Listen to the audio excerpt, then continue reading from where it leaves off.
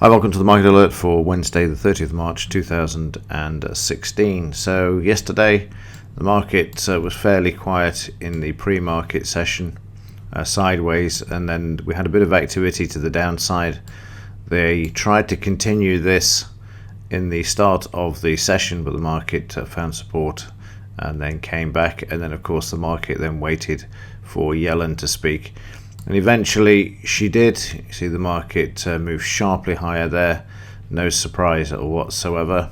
And we see the market pulling back a bit and then continuing to the upside. And as I said in the market alert yesterday, they want this market higher, and so do I at the moment. I want to see this continue to move higher so we can see the implied volatility move low, which we'll come to in just a second. But as far as the daily chart is concerned, yesterday you can see prices there trading just above the, I'll just reset that for you, just trading above the 17,226, and that's also continued on the overnight market there. I'll just bring that down now so you can see that the next upside target is the 17,746. The question is, will the market move higher and do this?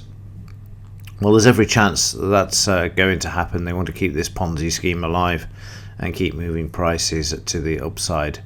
And I would imagine that this is going to be the case, but not for much longer. I would think from the next couple of weeks we're going to see this market starting to turn and move to the downside, purely and simply because this market has moved up on fresh air, as we've seen before.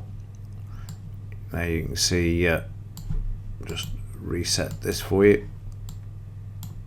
We've seen the market moving up on fresh air. Yesterday we saw a bit more of an increase in volume. You always see an increase on Fed days. You can spot these at the moment when there's activity by the Fed, simply because of this increase in volume.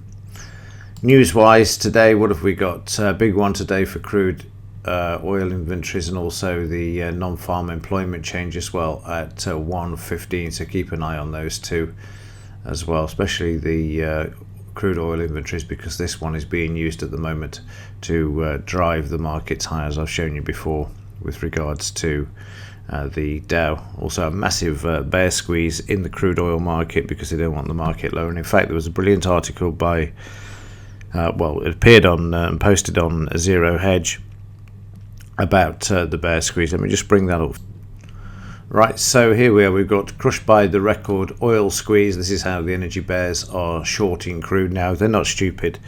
What they've gone after now is the banks that actually have loan money, and I've mentioned this many times before. It could be the catalyst as well. So now they're shorting the bank stocks in order to get the price of crude. If they can't get the price of crude oil down, then the traders are going after the banks. And there you can see a list of all of the banks that have funded the fracking and oil industry, and now you can see that these shares are being targeted by the professional traders.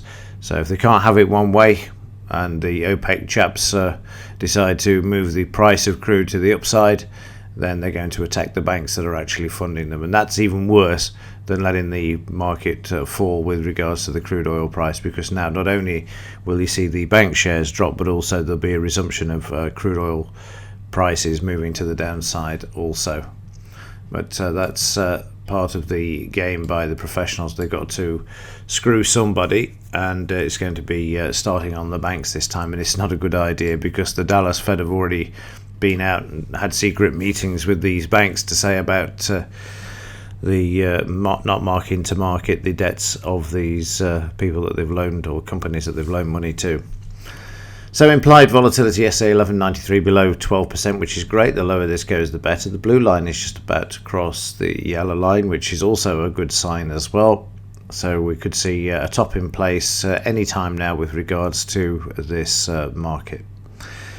Right, that's it for today. Let's see how things pan out today. We should get back to a bit more normal. We need to see an increase in volatility. The Dow's been sideways for the last week, and this needs to either break to the upside or downside, and then we can see some volatility returning. And we're certainly going to see that within April. We're not going to get a second quiet month, not after a 5-week or 6-week rally of 2,000 points. That's for certain. It doesn't work that way.